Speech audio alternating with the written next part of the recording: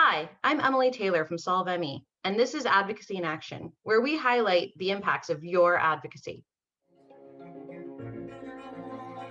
know a lot of you will be thinking, why is Morgan Fairchild talking about this disease? It's because Morgan Fairchild has had this disease. And I am here to tell you it is real, and it is certainly no day at the beach. Senate Concurrent Resolution 40 by Senator Glazer relative to myalgic encephalomyelitis chronic fatigue syndrome awareness month. Very good, Senator. We look forward to hearing you pronounce that. IACFS is a chronic, debilitating condition without a known cause, treatment, or cure. This disease has been in the shadows for too long, and today's briefing is an important step to shining a light on this condition and what we can do collectively to help improve the quality of life for those who are impacted. Where our role in Congress comes in is to make sure that we allocate the research dollars so that we can beat this long term. And I really mean beat it. But you don't know what you don't know until you do the research, and then and only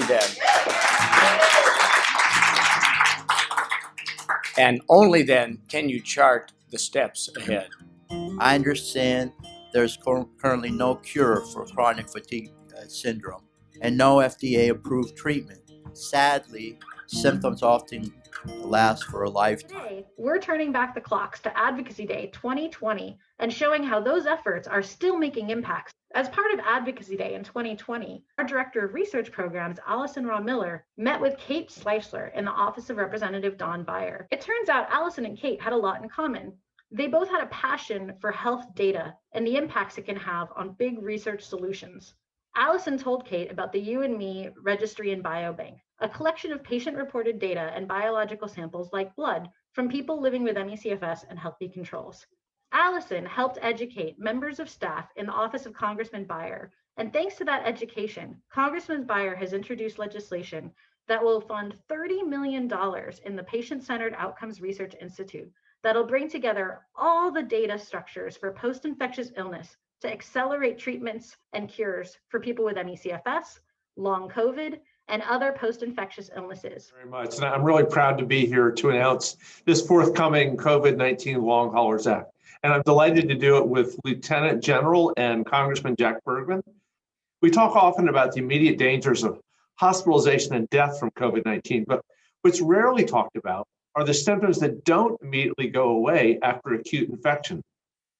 These folks identify as long haulers, or those with what we now call long COVID. How long it takes to recover from coronavirus is different for everybody. For some people, symptoms can last longer. The chances of having long-term symptoms does not seem to be linked to how badly you feel when you first get it. Some people have very mild symptoms at first, can still have long-term problems. The problem that long COVID presents is an extreme threat to our ability to fully recover from this pandemic. In combination with the NIH research funding, we have already signed into law the COVID-19 Long Haulers Act will give us the tools that we need to understand, identify, and treat the long-term symptoms of COVID-19. I'm proud to help introduce this bill, and I'm thankful for the work of all the advocates at the Long COVID Alliance and Solve ME, all that they have done in bringing this issue to the forefront here in the 117th Congress. Your advocacy resulted in questions live on Capitol Hill. Many Americans who've had COVID will have continuing symptoms. I have these weird neurological symptoms a year later. They're not debilitating, they're not painful, but they're weird and they're 24/7. Say this is real. This is not imaginary. These are people whose symptoms are real. And as you mentioned, it's really variable. Different studies say anywhere from 25 to over then 35, 40% of individuals have prolongation of symptoms that measure not only in weeks, but in months. From this, we know about 30% of all COVID patients really continue to suffer from some form of ill-defined symptoms, prolonged fatigue, brain fog, as some people are calling that. It may render folks unable to go to work. It puts them at risk for continued social isolation. We've heard reports about people, Americans across this country, suffering from COVID-19 for many, many months. My own niece, formerly a world-class ski racer, she was on the United States ski team. I'm so proud of her. She became sick with COVID last April and continues to this day, almost a year later, to have trouble with the simplest of daily activities. And that's been your Advocacy in Action.